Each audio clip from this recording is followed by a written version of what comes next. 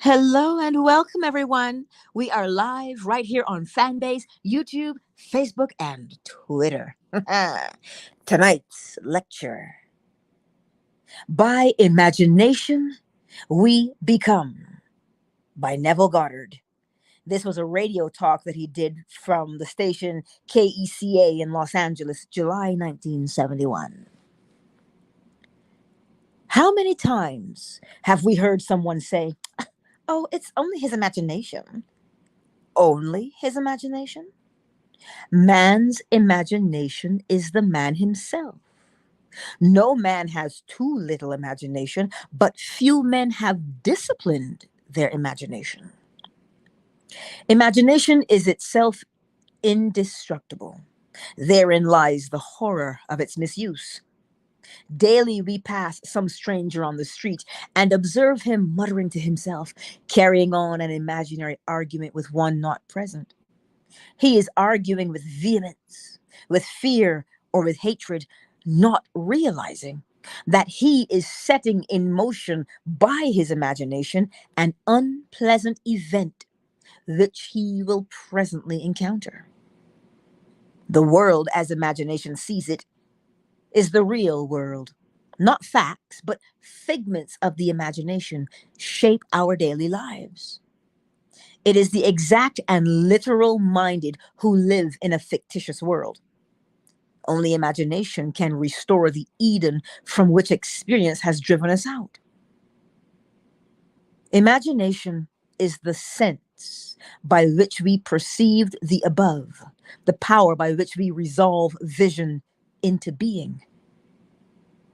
Every stage of man's progress is made by the exercise of the imagination.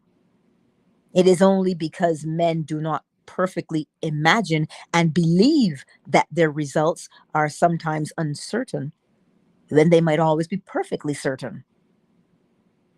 Determined imagination is the beginning of all successful operation. The imagination alone is the means of fulfilling the intention. The man who at will can call up whatever image he pleases is by virtue of the power of his imagination, least of all subject to caprice. You're not open to, let me explain what caprice means, if I can look it up here. To caprice, so he's more balanced, he's not subject to unaccountable change of mood or behavior. He's not fickle. Yes, that is caprice. So the man who at will can call up whatever image he pleases is by virtue of the power of his imagination, least of all subject to caprice. The solitary or captive can, by intensity of imagination and feeling, affect myriads, so that he can act through many men and speak through many voices. We should never be certain, wrote William Butler Yeats in his Ideas of Good and Evil, that it was not some woman treading in the winepress who began that subtle change in men's minds, or that the passion did not begin in the mind of some shepherd boy, lighting up his eyes for a moment before it ran upon its way. And let me tell you the story of a very dear friend of mine. At the time, the costume designer of the music hall in New York, she told me one day of her difficulty in working with one of the producers who invariably criticized and rejected her best work unjustly, that he was often rude and seemed deliberately unfair to her. Upon hearing her story, I reminded her, as I'm reminding you, that men can only echo to us that which we whisper to them in secret. What now? Men can only echo to us that which we whisper to them in secret. I had no doubt but that she silently argued with the producer, not in the flesh, but in quiet moments to herself. She confessed that she did just that each morning as she walked to work.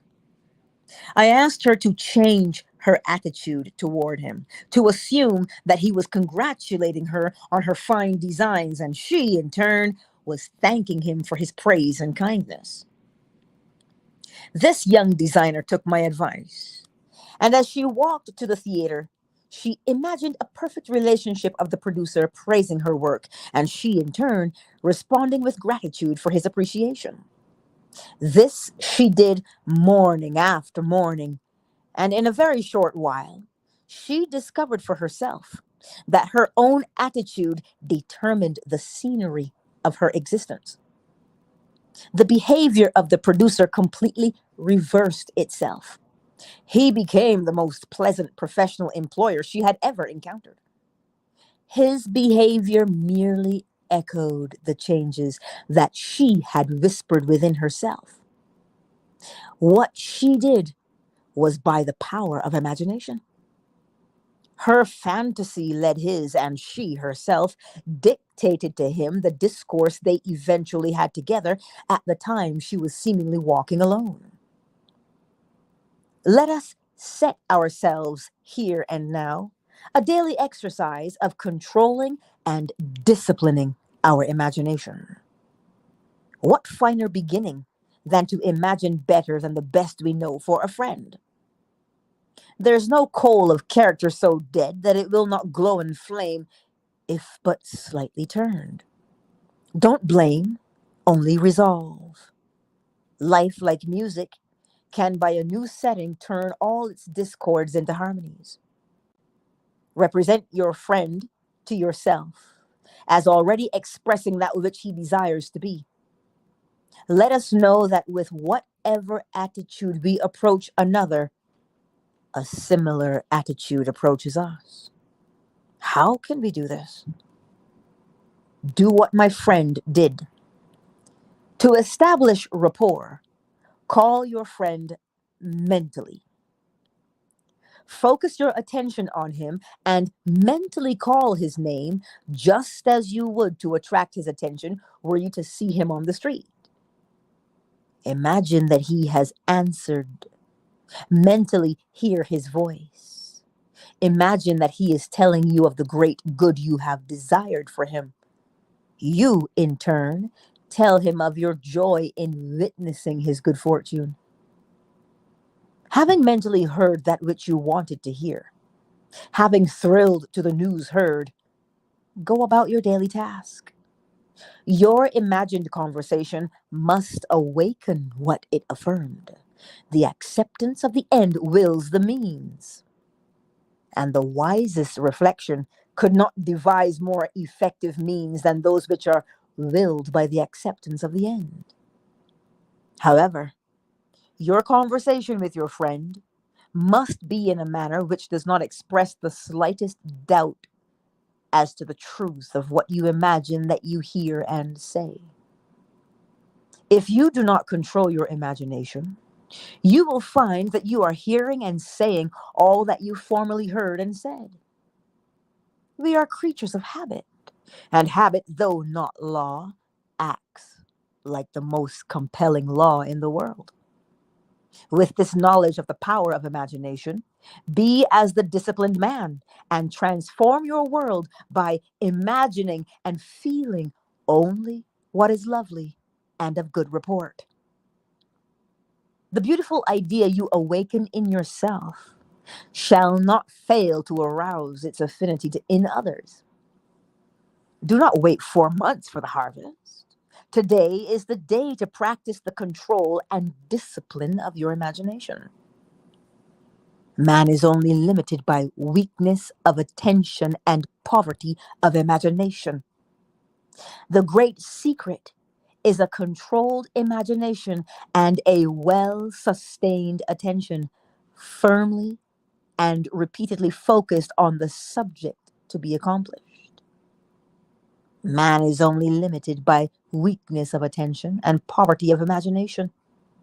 The great secret is a controlled imagination and a well sustained attention, firmly and repeatedly focused on the object to be accomplished. Now is the acceptable time to give beauty for ashes. joy for mourning, praise for the spirit of heaviness, that they might be called trees of righteousness, the planting of the Lord, that he might be glorified. Now is the time to control our imagination and attention. By control, I do not mean restraint by willpower, but rather cultivation through love and compassion. With so much of the world in discord, we cannot possibly emphasize too strongly the power of imaginative love.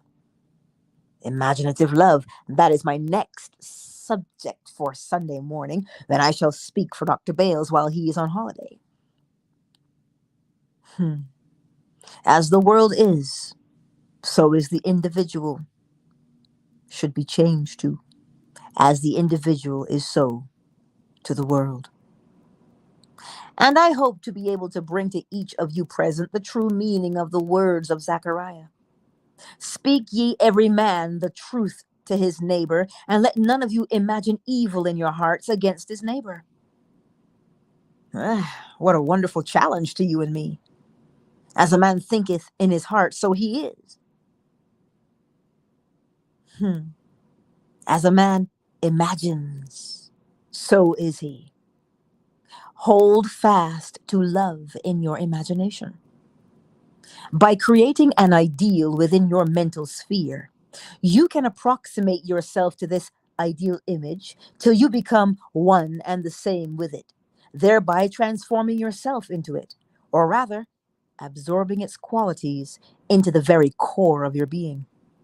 Never, never lose sight of the power that is within you. Imaginative love lifts the invisible into sight and gives us water in the desert. It builds for the soul its only fit abiding place. Beauty, love, and all of good report are the garden. But imaginative love is the way into the garden. Sow an imaginary conversation, you reap an act. Sow an act, you reap a habit. Sow a habit, you reap a character. Sow a character, you reap your destiny. By imagination, we are all reaping our destinies, whether they be good, bad, or indifferent. Imagination has full power of objective realization, and every stage of man's progress of regression or regression is made by the exercise of imagination. I believe with William Blake, what seems to be is to those to whom it seems to be, and is productive of the most dreadful consequence to those to whom it seems to be, even of torments, despair, and eternal death. By imagination and desire, we become what we desire to be. Let us affirm to ourselves that we are what we imagine. If we persist in the assumption that we are what we wish to be, we will become transformed into that which we have imagined ourselves to be. We were born by a natural miracle of love, and for a brief space of time, our needs were all another's care. In that simple truth lies the secret of life. Except by love, we cannot truly live at all. Our parents, in their separate individualities, have no power to transmit life. So back we come to the basic truth that life is the offspring of love. Therefore, no love, no life. Thus, it is rational to say that God is love. Love is our birthright. Love is the fundamental necessity of our life. Do not go seeking for that which you are. Those who go seeking for love only make manifest their own lovelessness, and the loveless never find love. Only the loving find love, and they never have to seek for it. Let me read this again for you here. Remember, when you're sowing, you're planting seeds, yes? You sow an imaginary conversation, you reap an act. You sow an act, you reap a habit. You sow a habit, you reap a character. You sow a character, you reap your destiny.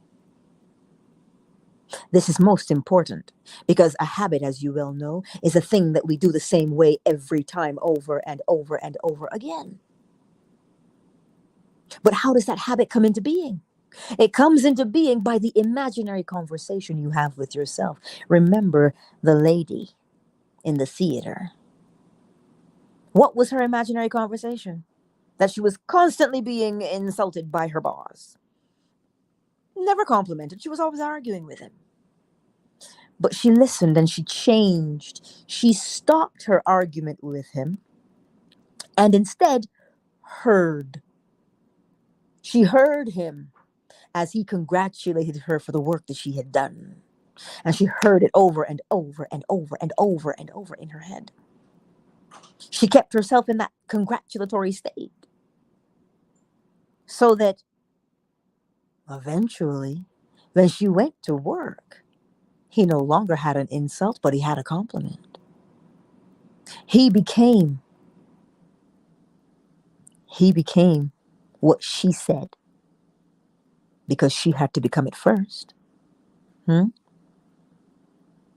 Listen, by imagination, we are all reaping our destinies, whether they be good, bad, or indifferent.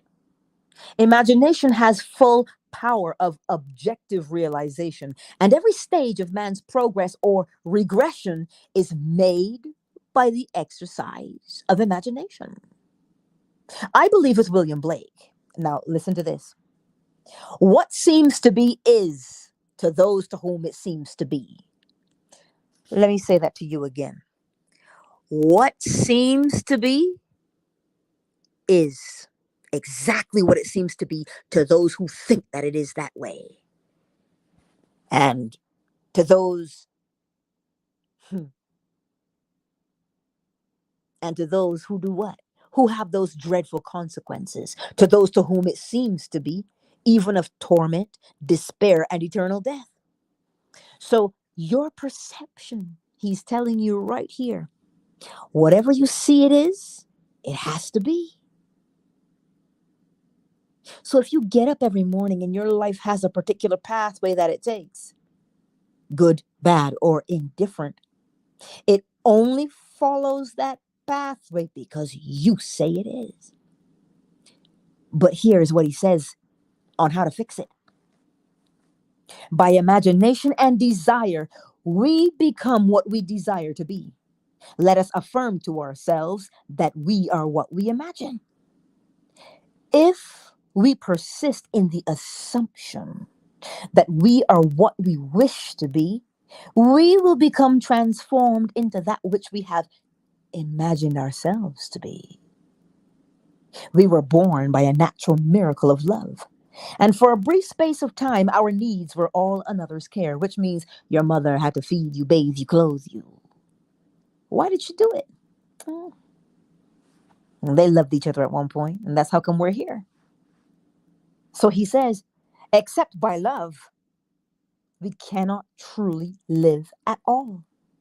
Our parents, in their separate individualities, have no power to transmit life. An egg on its own can't bear life. Sperm on its own can't give life. Oh, but you bring the two of them together in love. Now, what does he say? He says, so back we come to the basic truth that life is the offspring of love. Therefore, no love, no life. Thus, it is rational to say that God is love.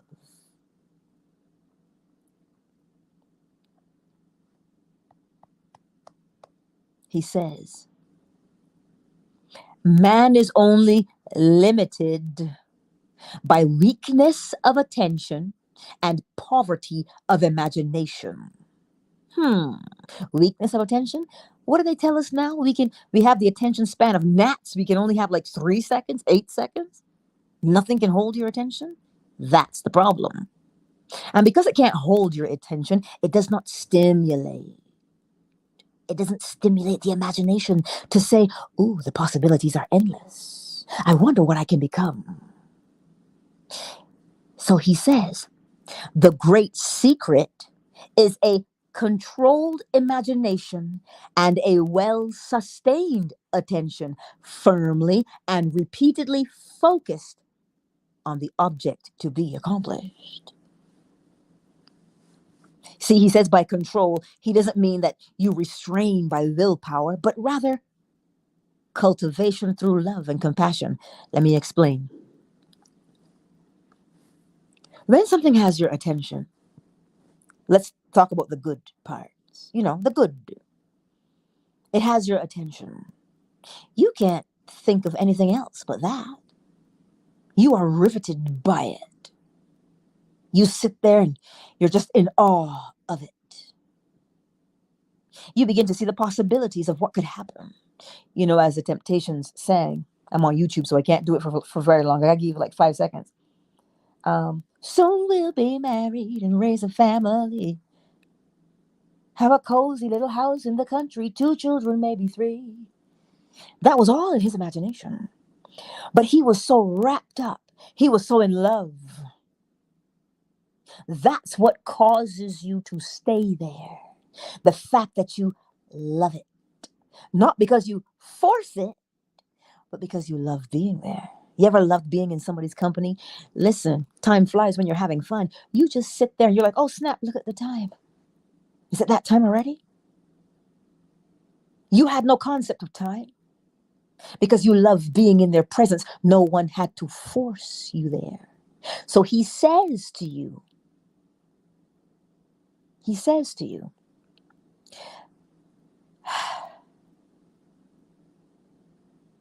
now is the time to control our imagination and attention. By control, I do not mean restraint by willpower, but rather cultivation through love and compassion. With so much of the world in discord, we cannot possibly emphasize too strongly the power of imaginative love. Imaginative love. And he's telling you, you can do it for anybody. Even the guy who's walking down the street talking to himself like he's crazy, you can do it for him too.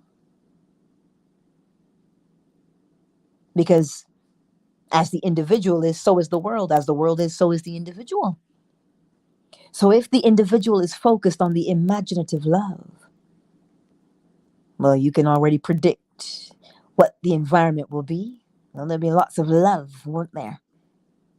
But if you look at the world and you say, oh my God, look at all the horror in the world, all the anguish and the terror and heartache in the world. Yeah, that's because we are harboring it within ourselves. You see, we've lost our sense of love. We look at each other and we say, well, you look different from me. You serve a quote unquote different God from me. Therefore, you must be the enemy. And because we don't know that we're creating the enemy, by that very judgment, we create disharmony in the world. Oh, but Angela, you don't know what kind of persons they are. They're violent people. How do you know they're violent? Oh, you heard it. Well, practice the art of revision. Instead of seeing someone as being violent because you heard it in a statistic, why don't you see peace and compassion and love? Oh, but Angela, that's so kumbaya. Because something is kumbaya, it doesn't mean we don't have disagreements. But what do we do with that disagreement? We resolve the disagreement. We don't punish each other for it. Why? Because we come back to the basic truth that life is the offspring of love. Therefore, no love, no life.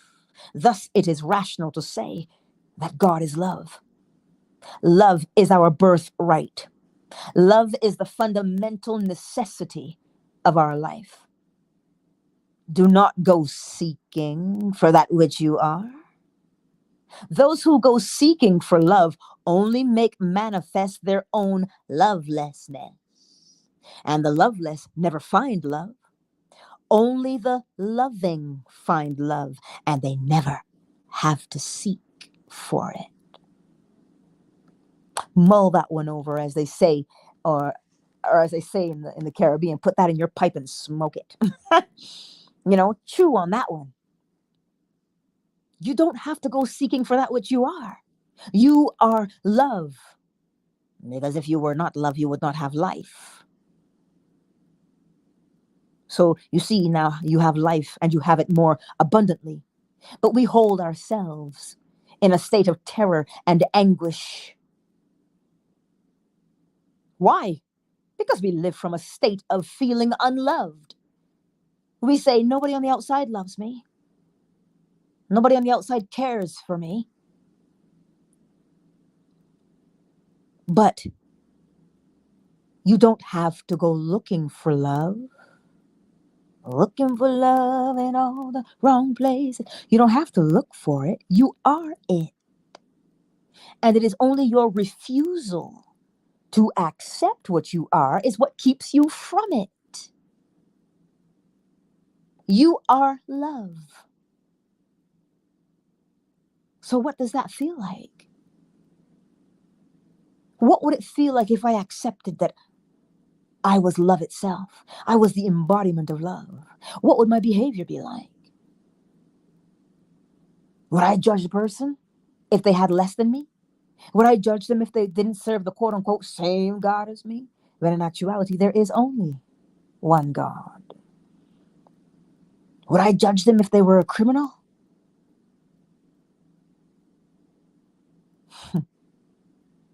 What is love? We think that love is this emotion. No, it is the acceptance that you have life. You see, if we understood that love is life, you wouldn't take it so easily. You wouldn't forfeit it so easily. It's nothing to be forfeited. It's to be lived. So what's that song? If you're not with the one you love, love the one you're with. And who are you with all the time? You. And if you say, but what do you mean love myself? Begin to appreciate your special uniqueness, your gifts and talents. Begin to appreciate them and accept them. Because when you accept and appreciate them, you have to express them. That is the beginning of love. Because now, when you look at yourself, you don't look at yourself with disdain. No, you look at yourself and you recognize the treasure within that you must show to the world. And then you do that. My, in the words of Johnny Gill. You now embody the love you were looking for. And then a funny thing happens. Because you now walk in the state of love, you must experience loving circumstances. You know it as well as I do, because you had an argument in your head with somebody, and then bam, you had to argue with somebody else on the outside. So you think it only works for the argument? No, darling. It works when you accept who and what you are and do it well. You don't bring half-assed before God. Oh dear. Who is God? I am. You want somebody to be their best for you. Well, then you've got to be the best for yourself at every turn. I'm not telling you anything you don't know. This is what I'm trying to get through to you tonight. Accept what you are. All of you, good, bad, and indifferent. It was our experiences, they shaped us. There's nothing wrong with you. It's just the state that you're looking at yourself from. Change the state and you'll see yourself in a different light. Think about it. If you entertain a particular state that looks at yourself with disdain, it becomes a what? You sow an imaginary conversation. You reap an act. You sow an act, you reap a habit. You sow a habit, you reap a character. And you sow a character, you reap your destiny. So if you keep walking around talking about how not good you are, you live a life of destiny of not good. But I don't know how. Yes, you do. It all starts with that imaginary conversation. Refuse to have a conversation that browbeats. Refuse to have a conversation that causes you to dislike your very presence. Refuse to have those kinds of conversations. And then you'll begin to see the love that you really are. So, therefore, no love, no life. Thus, it is rational to say that God is love. And that concludes the Neville Goddard lecture, By Imagination We Become, from July 1951. Hey, Cyber. Cyber says you're talking about Alicia. Alicia loves. I don't know what you're saying there. Is this spell check? Hey, soul of a man. Ooh, thank you for the super sticker, soul of a man. Thank you. Your generosity is appreciated. Sugar Visions. Hello, Andre. Marjorie Darling. That's everybody here on YouTube, but I don't know who's on Twitter or Facebook because they haven't made themselves known. But they're here. Yes. Who's on Fanbase tonight? That deal? Miss Crenshaw, hello. Emzo Flow Smiles. Nobody's Mammy and KZ. Oh, checkmate. Well, hello. It's good to see you.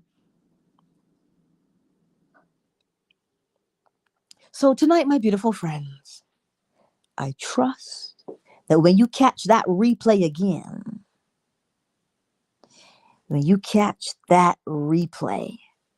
you will know that by imagination we become what we habitually imagine. It is law. So we become it. I shan't keep you. But go. Shea Butter. Oh, your friend Bee Wee is listening for the first time tonight, Cyber? Oh, well, welcome, Bee. Is that how I say it, Cyber? Bee Wee? Is that how I say it? I don't know the pronunciation, so you might have to write it out phonetically for me so I can say it right. So I can get it right. Right? But Shea Butter's in the house. Yeah. Oh, there's something going on. Yes. See, that's what's beautiful. Practice. Practice, practice, practice. Hello, Brandon. That's your name.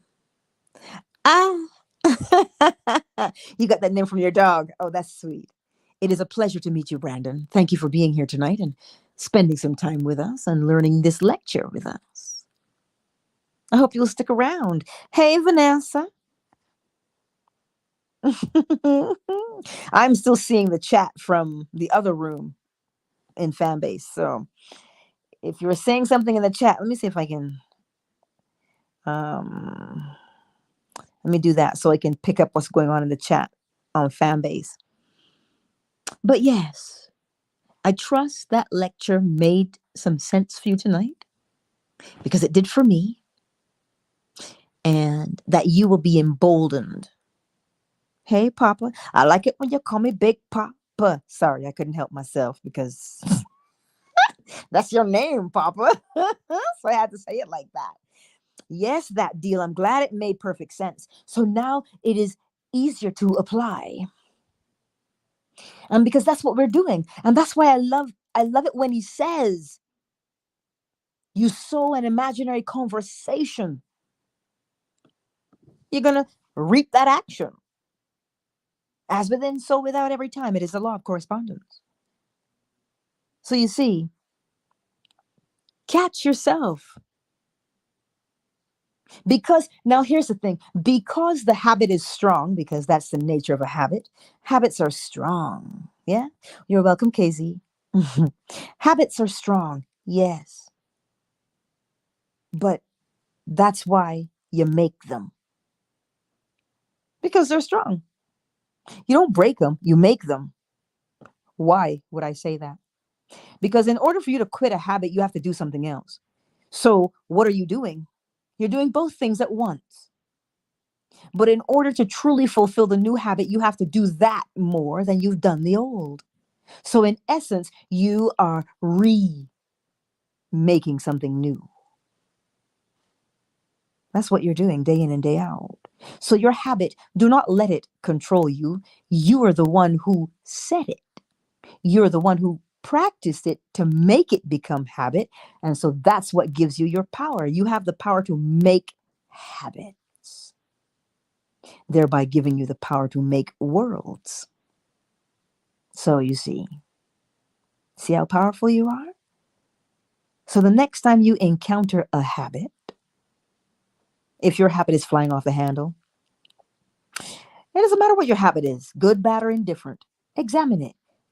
Is it taking you towards your ideal life, or is it a stumbling block in your way? That's how we examine, not judge, but examine. Anywho, you know, if I stay here, I'll preach. And and that doesn't, you know? Yeah. Anywho, my beautiful friends, rest well tonight. And as you put your head on your pillow, remember, you are what you say you are. And if you don't like it, you have the power to change it. And do so lovingly, because that's what you are. You are love itself. You would not be love itself if you did not have life. We want to equate life with bodies. Life has nothing to do with a body. The very fact that you are, the very fact that you exist, because you cannot not exist, because you exist. You are the evidence of love. Anywho, I love you all. Countdown initiated. That was just for you. 5, 4, 3, 2, 1. Good night, everyone.